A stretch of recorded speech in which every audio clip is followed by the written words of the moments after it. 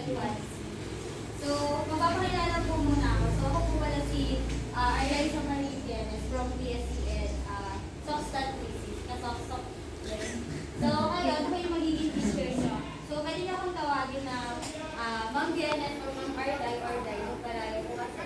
And kung may question kayo, huwag kayong matiyang magtanong sa akin. So, magandang umaga ulit, Sockstat One.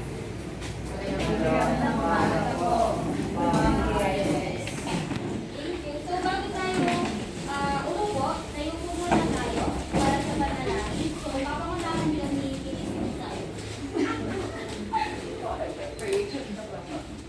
Sige po, lahat ng tayo may nalangin. Panginoon, maraming salamat po, Panginoon, sa araw na ito na binigyan niyo kami, Panginoon, ng bagong buhay, Panginoon, at pagkakataon para matuto, Lord God. Patuloy mo nga po, Panginoon, lubayan ang aming guro sa umagang ito, Panginoon, na si Miss Bienes, Panginoon. Patuloy mo nga po, Panginoon, ipaalala sa kanya yung mga bagay na kailangan niya ituro at nawa, Panginoon, may makuha kami muli, Panginoon, na aral, Panginoon, para sa araw na ito. Ikaw po, Panginoon, ang bahala at nawa, Panginoon, we are praying for a smooth demo teaching, Panginoon, Lord God, at sa pag-aaral namin ngayong araw. Lord God, patuloy namin binabalik ang pinakamataas na pagpulit, pagdahilan, pagsamba sa tanging pangalan ni Jesus.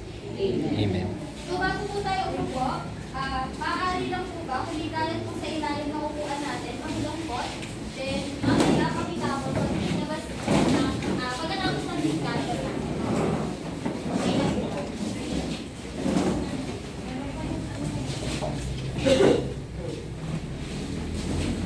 So, ngayong umaga, naganda po ako ng game kung saan ang tinatawag na palarong ito ay buuin mo, gulong mo. So, ilan po ba sila? Lahat? 30 po ngayon. So, mag-attendance po muna ako. So, may pangalan po kayo sa akin. So, once you call your name po, imbis na present yung sabihin nyo, hore yung sabihin nyo sa akin. So, apasyonado malis. Correct! First is Danila DM. Hooray! Michela Reyami. Hooray! Sorry. Di Guzman Adrian C. Hooray. Renata Princess. Hooray! Luis Habidagon. Hooray. Labis Melody. Hooray! Ay. Yes, sinungaling. Marabanan David Amorion. Sana all. Okay. Ocampo Jan Camilo. Sagun Tinisini. Hooray! Peter Umipid Moni.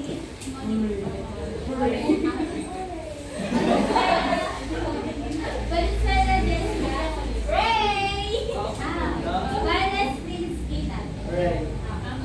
So, ngayong araw na po, ngayong araw na po, 6:13 lang po. Sana kasi mag-group tayo ng dalawa. So, 1, 2, 3, 4. Mag 1 to 1 to na lang tayo. Ay, galing. Ito na lang. So, sa buuin mo, bulong mo, sa palaro, ngayong umagang to, may taong isa sa unahan kung saan sila yung magbabasa ng salita. Then, kung sino yung nasa dulo, siya yung magpapasa sa akin. So, yung word na nakaano dito is naka-jumble. So, kailangan niyo siyang buuin. Kung sino yung nasa likod, siya yung mag-aano sa akin. So, paunahan siya. Grabe naman na yan. Friend. Sino po representative mo?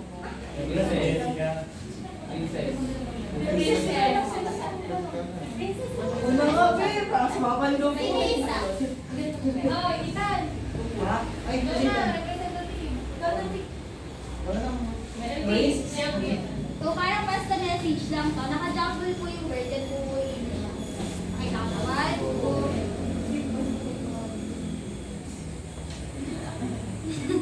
Galingan ko na nagpatapos. Palit game. Okay na. Palit game. 1, 2, 3, go. Saan po? Iba ka. Paunahan ko to. Hindi pa nanalo magkakaroon ng isang kulay na yun.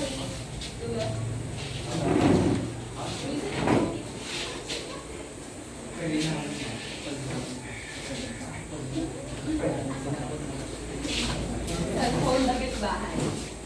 Cellphone damit bahay. buhay. Okay, tama. Sino? So, dapat ako ibibigay yung praise ko na Biglang chance. your friend. So, kahapon, pinag-aralan natin yung kapakusan. Ngayon naman, is pag-aaralan natin ay pangailangan at kagustuhan. So, kung mapapansin nyo dito sa picture na to, ilan dyan sa mga yan yung pinahulaan nyo kanina? Like damit, bahay, ano ba ba? Damit, bahay, cellphone. So, ano po bang ibig sabihin ng pangailangan? Yung pangangailangan, yung natural na kailangan ng tao para mag-survive sa araw-araw and Hindi na ba ba? Ano po ba ibig sabihin ng pangailangan at kagustuhan? In addition na lang sa pangangailangan, hindi natin siya para mag-function, para magtrabaho. Ang kagustuhan naman niya, hindi siya ganun ka-vital, hindi naman siya kailangan present sa araw-araw. Pero kailangan natin siya para for pleasure, desire, and para kasama siya sa hierarchy of needs ni Maslow, which is nasa esteem or love and love. Nasa physiological siya. So, ang ibig sabihin lang ng pangailangan is tumutukoy siya sa mga bagay mga bagay na pangailangan natin sa pang-araw-araw. So, ang kinakabilangan na itong pangunahing pangailangan is tulad ng tubig, bahay, pananamit, at tirahan. So, sa pangalawang nilalaman ng pangailangan, so pasok din dito yung kalusugan natin, yung edukasyon natin, and yung kaligtasan natin. So, napakahalaga ng pangailangan dahil ito yung pangunahing pangailangan natin upang mabuhay tayo ng maayos. So, ano naman po ibig sabihin ng kagustuhan?